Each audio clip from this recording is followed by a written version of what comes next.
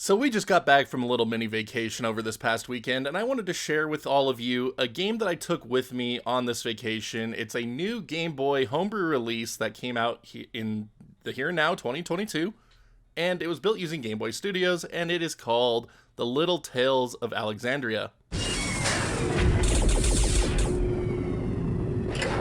So The Little Tales of Alexandria comes to us from Mr. E, and it is available on itch.io as well as on a physical Game Boy cartridge available through Inside Gadget. Now, this is a narrative-driven game, and it's actually pretty interesting to see on the Game Boy. I'm not gonna lie, I had a lot of fun with this one. It's mostly just exploration and talking and interacting with objects, but there's a lot to really discover if you want to experience everything the game has to offer. It has over 1,700 lines of dialogue, just really fascinating to see. Like, I just love what the homebrew scene brings to the Game Boy community. I mean, I've said this lots of times, I love homebrew Game Boy stuff a lot. Love this scene.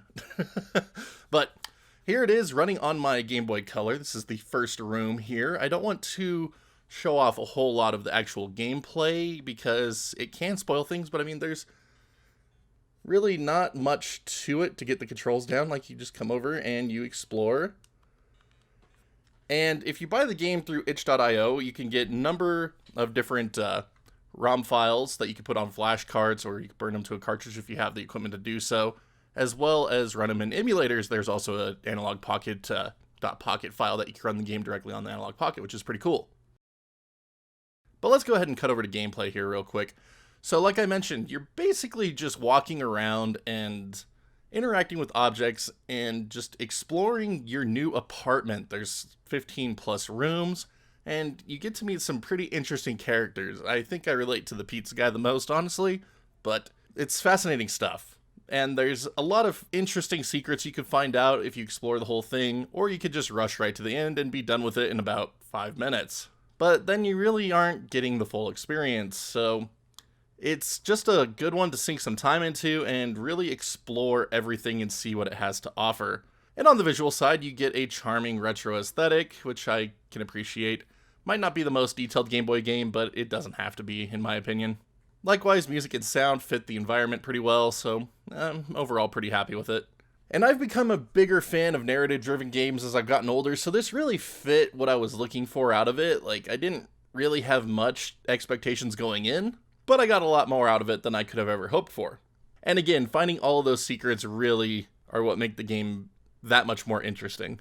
And if you're a fan of cats, you're just going to love how many cats are in this game. Just saying. But The Little Tales of Alexandria was a fun little project to bring with me to play through on my Steam Deck through EmuDeck, and I'm really glad I did. I had a good time with it, getting to explore everything, and while it might not have taken the longest to figure everything out, like, it was still very enjoyable.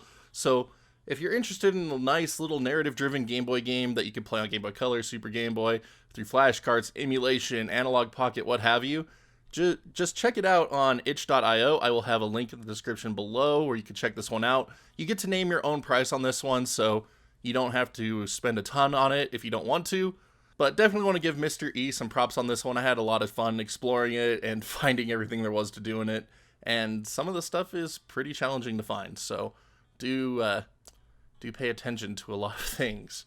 But itch.io, link in the description, name your price so you can pick it up, or you can pick up the physical cartridge through Inside Gadget. That one costs $29.99. You get a nice Inside Gadget flash cart with the ROM already written on it, and a nice case and case label, and it just looks nice. Like, it looks good. But just wanted to share this one with you because I really enjoyed it, and I think a lot of you out there will as well. So again, check it out.